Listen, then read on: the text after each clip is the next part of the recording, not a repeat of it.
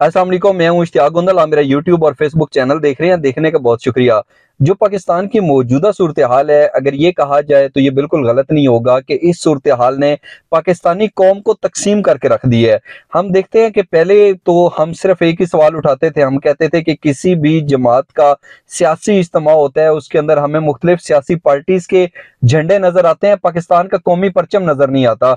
यहाँ तक कि सबसे ज्यादा जो एक बात की जाती थी वो यही बात की जाती थी कि हम सूबाइयत को फरोग दे रहे हैं, हमने पाकिस्तानियत को फरोग देना छोड़ दिया है। लेकिन बदकिस्मती से अभी अगर हम देखें तो ऐसा नजर आता है कि पूरा माशरा जो है वही तकसीम होकर रह गया है। आमतौर के ऊपर अगर हम देखें किसी भी जगह के ऊपर, आप किसी एक हमाम की शॉप पे बैठे हों, आप किसी बड़े रेस्टोरेंट में खाना खा रहे हो, आप किसी भी जगह के ऊपर हों, वहां पे जब सियासी डिस्कशन चलती है तो लोगों के माबैन हमने देखा है कि अक्सर जो है वो तू तकरार भी होती है और वो कुछ नामुनासिब बातें भी होती हैं और ऐसे लगता है कि जैसे एक तकसीम है। और फौज के हवाले से अगर हम बात की जाए तो बज़ाहिर एक आम तौर के ऊपर, मैं सिर्फ एक अमूमी तासर की बात कर रहा हूँ, वो ये है कि फौज के अंदर कुछ जो लोग हैं जिनके पास सारे फौज के मामलात हैं, वो तो पीडीएम के साथ हैं, और जो बाकी कुछ जर्नैल भी और जो निचला तबका है, जो यंग अफसर्स हैं, वो पाकिस्तान तहरीक इंसाफ को सपोर्ट कर रहे हैं। ये बात करने का मकसद ये है कि सिर्फ और सिर्फ ये तासर दिया जा रहा है कि सिर्फ अवाम के अंदर तकसीम नहीं है, बल्कि फौज के अंदर भी सियासी लिहाज से तकसीम जो है वो मौजूद है।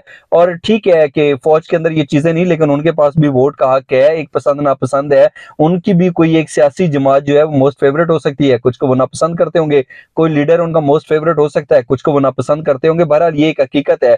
तो ये तकसीम की अगर हम बात करें तो बज़ाहिर अभी शायद ये हमें इतनी ज्यादा जो है वो नजर नहीं आ रही, लेकिन अगर ये नफ्सियात के ऊपर हावी होगी और इसने एक मुस्तकिल बुनियादों के ऊपर ये एक फूट और एक जो बेचैनी की कैफियत से दो चार है, अगर ये हमारी रूटीन का हिस्सा बन गई, हमारी जिंदगी का हिस्सा बन गई, हमारी नफ्सियात के ऊपर हावी होगी, तो फिर ये मामलात किस तरीके से आगे बढ़ेंगे। क्या जो मौजूदा सियासी सूरत हाल है और जिस तरीके से ये सियासी हुक्मरान एक दूसरे के खिलाफ, इन्होंने जिस तरीके से अपनी इज्जत नफ्स का मसला बनाया हुआ है और जिस तरीके से ये मामलात आगे बढ़ रहे हैं, क्या आप इस चीज से इत्तेफाक करते हैं कि इसने वाकई पाकिस्तानी कौम को तकसीम करके रख दी है? बज़ाहिर ऐसा नजर आता है कि अब शायद हम पाकिस्तानी होने से ज्यादा जो है ना वो ये होता है कि यार ये किसका सपोर्टर है, पीपल्स पार्टी का जो सपोर्टर है, किसका सपोर्टर है, नून लीग का सपोर्टर है, ये किसको सपोर्ट करता है जी, पाकिस्तान तहरीक इंसाफ को सपोर्ट करता है। हम बाहर चले जाएं दुनिया के मुख्तलिफ ममालिक के अंदर, वहां पे पाकिस्तानी जो है वो इसी हवाले से एक तकसीम का शिकार नजर आ रहे हैं। तो ये बहरहाल जो तकसीम है यकीनी तौर के ऊपर ये नहीं होनी चाहिए, पाकिस्तान और पाकिस्तानियत सबसे पहले। लेकिन अगर ये तकसीम का मामला यूं ही चलता रहा तो फिर ये कहां जाकर रुकेगा, कहां जाकर थमेगा, ये एक बहुत बड़ा सवाल है और मेरा ख्याल है कि ये कुछ मुनासिब नहीं है। नंबर एक बात। नंबर दूसरी बात यह है कि जो लाहौर के अंदर और खसूसन जमान पार्क के आसपास हो रहा है वो आपके सामने मौजूद है। इमरान खान साहब ने रैली निकालनी थी, लेकिन फिर हमने देखा कि उन्होंने जो रैली है वो मुलतवी कर दी, और बज़ाहिर हम देखते हैं कि वहां पे दफा 144 का भी नफाज है, ज्यादा लोग इकट्ठे नहीं हो सकते, और इस वजह से भी इमरान खान साहब को बिल आखिर क्या कि ये रैली जो है ये मुलतवी करनी पड़ी। लेकिन यहाँ पे एक और जो है वो पहलू बड़ा इंपॉर्टेंट है। हम देखते हैं कि वहां पे लाहौर के अंदर रेंजर्स को तलब कर लिया गया दफा 144 के तहत।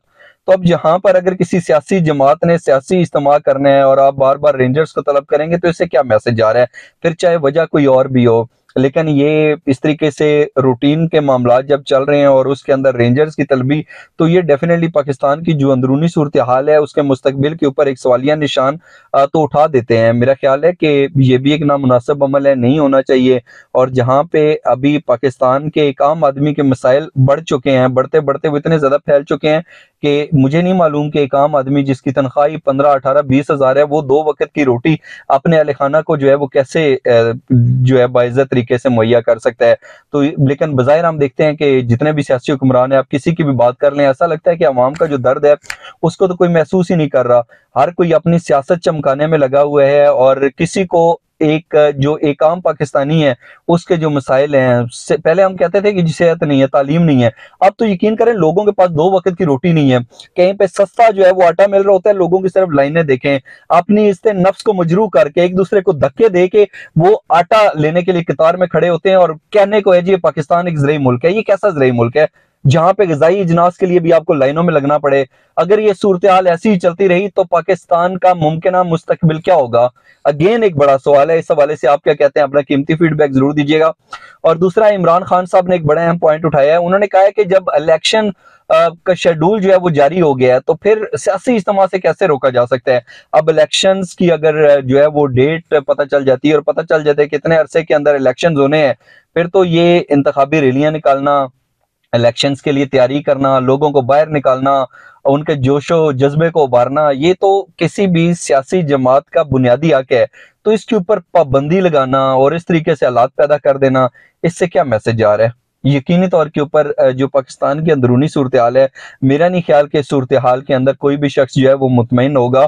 آپ یہ دیکھیں کہ ہمارا روپیہ جو ہے وہ کتنا ڈی ویلیو کر رہا گیا. مطلب پاکستانی جو ہے وہ تو بالکل، میں ابھی تھوڑی دیر پہلے سوشل میڈیا کے اوپر ایک چیز پڑھ رہا تھا اور وہاں پہ بتایا گیا کہ جو بنگلہ دیش کا ٹکا ہے، وہ کہتے ہیں نا تم تو 2 ٹکے کے آدمی نہیں ہو، تو کسی نے لکھا ہوا تھا کہ ایک جو ٹکا ہے وہ 3 روپے کا ہے. اب اگر آپ کسی کو کہتے ہیں نا کہ تم جو ہے 2 ٹکے کے آدمی ہو، تو اس کا مطلب ہے کہ اس کی قیمت 6 روپے ہے. تو اگر اس لحاظ سے پاکستانی کرنسی کی بات کی جائے تو کیا پھر پاکستانی مطلب یہ کس طرف حالات جا رہے ہیں؟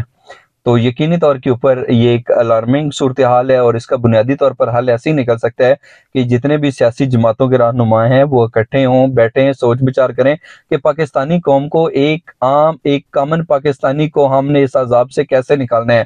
اگر یہ ایسے ہی جو ہے وہ سیاست چلتی رہی، کل کو وزیر اعظم تو چینج ہو جائے گا، سیاسی پارٹی بدل جائے گی، لیکن ایک عام آدمی کے مسائل جتنے بڑھ چکے ہوں گے، کیا وہ کم ہو سکیں گے؟ میرا نہیں خیال.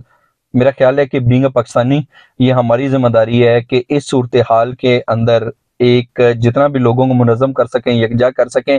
یہ وقت ہے پاکستانیت کو فروغ دینے کا.